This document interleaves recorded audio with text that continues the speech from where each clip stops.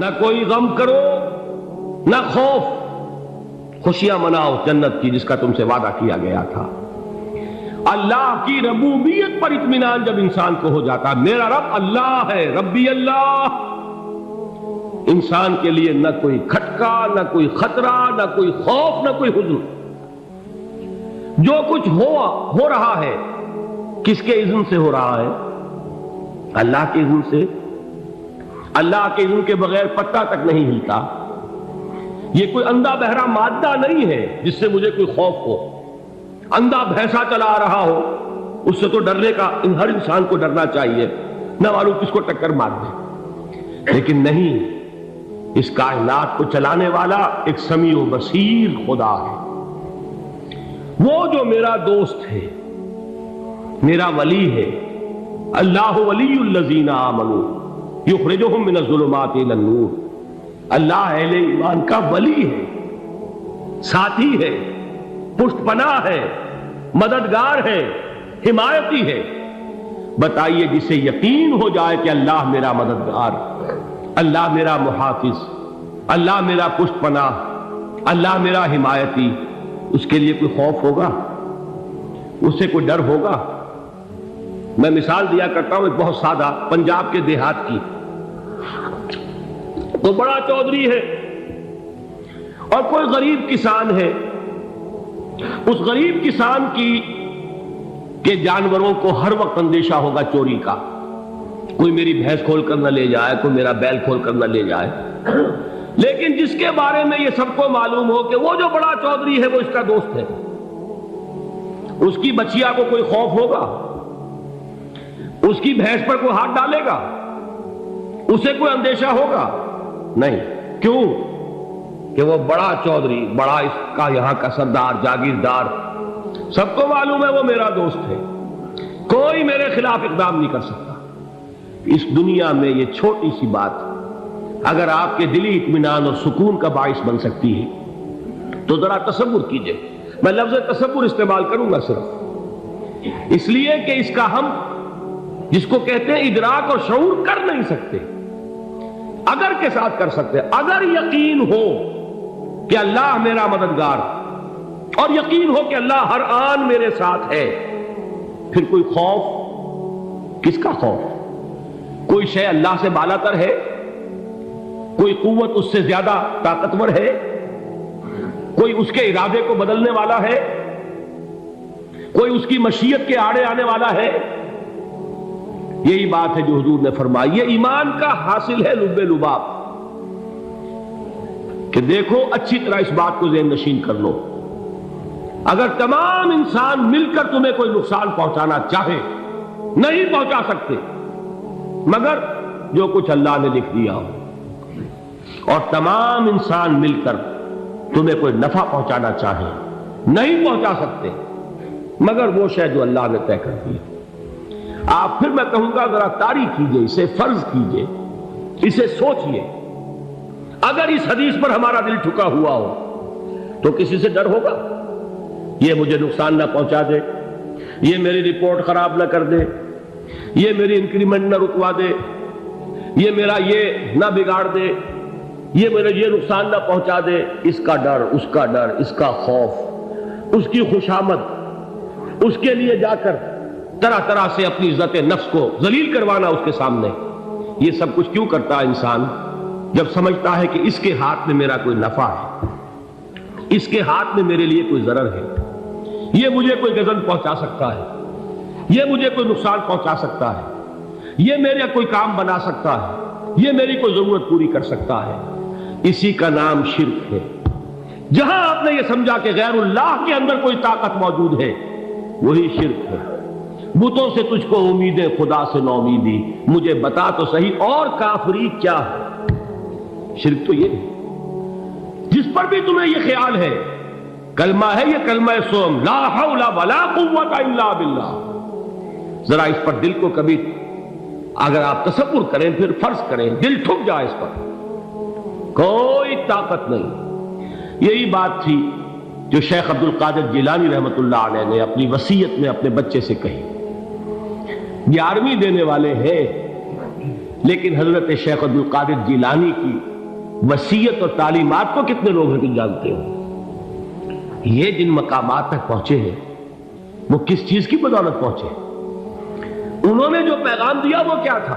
اے میرے بچے، جس طریقے سے قرآن مجید میں حضرت لقمان کی نصیحتیں جو ہے نقل کر دی گئی ہیں، میں یہ عرض کروں گا بالفرض اگر قرآن حضرت عبد القادر جیلانی کے بعد نازل ہوا ہوتا تو شیخ عبد القادر کی یہ نصیحتیں بھی قرآن میں درج ہوتی۔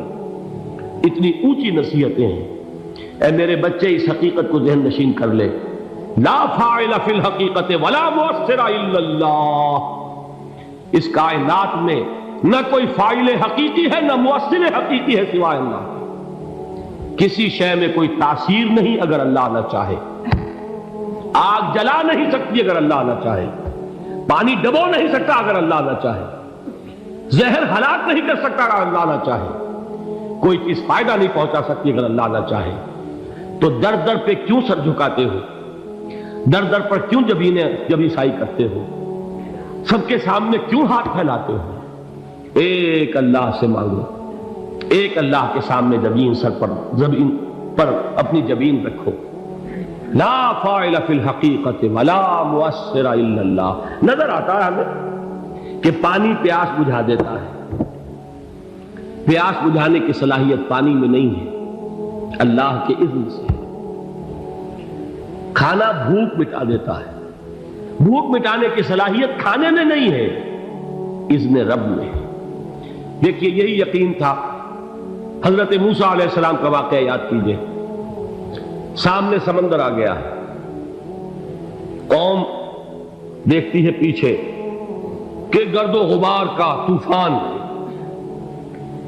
معلوم ہوا کہ فرعون اپنے لشکر سمیت آ گیا۔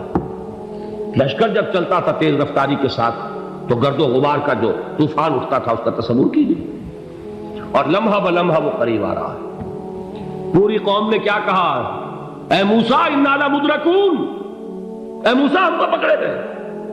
قرآن مجید نے تو یہاں وہ باتیں نہیں لکھی ہیں، لیکن تورات میں یہ درج ہے کہ بنی اسرائیل جھگڑنے لگے، دست و گریبان ہو گئے موسیٰ کے ساتھ۔ موسیٰ نے یہاں مروایا لا کر، اس سے تو ہم ہی بہتر تھے، وہاں کھانے کو ملتا تھا، زندگی تو تھی، بیگار ہم کر رہے تھے، موت تو نہیں تھی۔ اب جو کچھ ہوگا اس کا تصور کرو، جس طریقے سے ہمارے ٹکڑے اڑائے جائیں گے۔ تو لڑ رہے ہیں حضرت موسیٰ علیہ السلام سے۔ یہ تورات کی تفصیل ہے، قرآن میں صرف اتنا آیا ہے، پریشان ہو کر انہوں نے کہا انا لمدرکون، موسیٰ ہم کو پکڑے گئے۔ اس وقت موسیٰ کا جواب کیا ہے؟ کلا ان معی ربی سیہدین، نہیں، میرے ساتھ میرا رب ہے، وہ راستہ دے گا۔ بتائیے کہاں راستہ نظر آ رہا ہے؟ یہ ہے ایمان بالغیب۔ راستہ نظر نہ آئے تب اللہ پر یقین ایمان ہے۔ جیب میں پیسے ہوں اور تب دل کو اطمینان ہے تو ایمان کس پر ہوا؟ پیسے پر، اللہ پر نہیں۔ جب وسائل و ذرائع نہ ہو اور پھر یقین ہو کہ اللہ مسبب الاسباب ہے، وہ اسباب کا پابند نہیں ہے، وہ اسباب کا محتاج نہیں ہے، اسباب اس کے محتاج ہے۔ اگر یہ یقین ہے تو اللہ پر ایمان ہے، یہ نہیں ہے تو تمہارا ایمان اسباب پر ہے، وسائل پر ہے، ذرائع پر ہے، مادیات پر ہے، اللہ پر نہیں۔ اس وقت کہاں راستہ تھا؟ کوئی راستہ تھا؟ سمندر ہے اور ادھر سے لشکر آ گیا ہے۔ کلا ان معی ربی سیہدین۔ اب دیکھیے ایمان کہہ دینا آسان ہے، ہوا معکم اینما کنتم، جہاں کہیں بھی تم ہوتے ہو اللہ تمہارے ساتھ ہوتا ہے، لیکن اس کا یقین قائم ہو جائے تو زمین و آسمان کا فرق واقع ہو جائے۔ یہی بات ہوئی حضور کے ساتھ۔ غار ہے، چھپے ہوئے ہیں محمد رسول اللہ اور آپ کے وہ یار غار ابو بکر صدیق رضی اللہ تعالی عنہ۔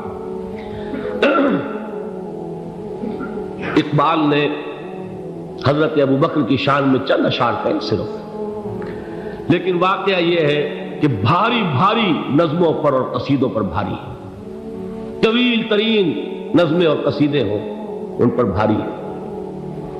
ہمتیں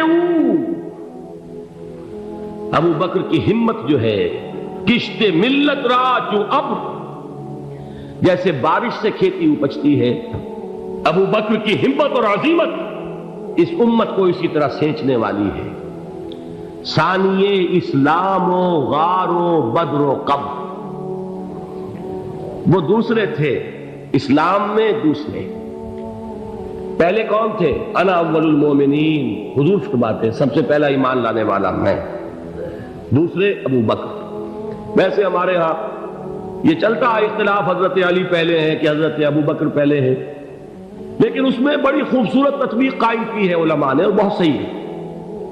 چار کے بارے میں فیصلہ ہی مت کرو کہ کون پہلے، ان کی ایک عجیب تقسیم کر دی ہے۔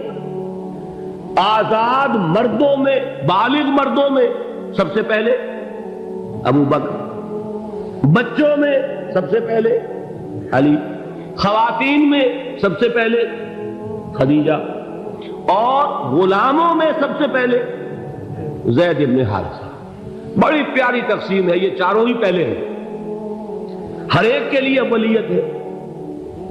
اور واقعہ یہ ہے کہ اگر زمانی اعتبار سے تعین ہوگا تو پہلے خدیجۃ الکبریٰ آئیں گی رضی اللہ تعالی عنہ، کسی اور سے بات کرنے کی نوبت بعد میں آ سکتی ہے، پہلے تو اہلیہ محترمہ سے بات ہوئی، آتے ہی پہلی وحی ہوئی ہے، ابھی تبلیغ کا حکم نہیں تھا۔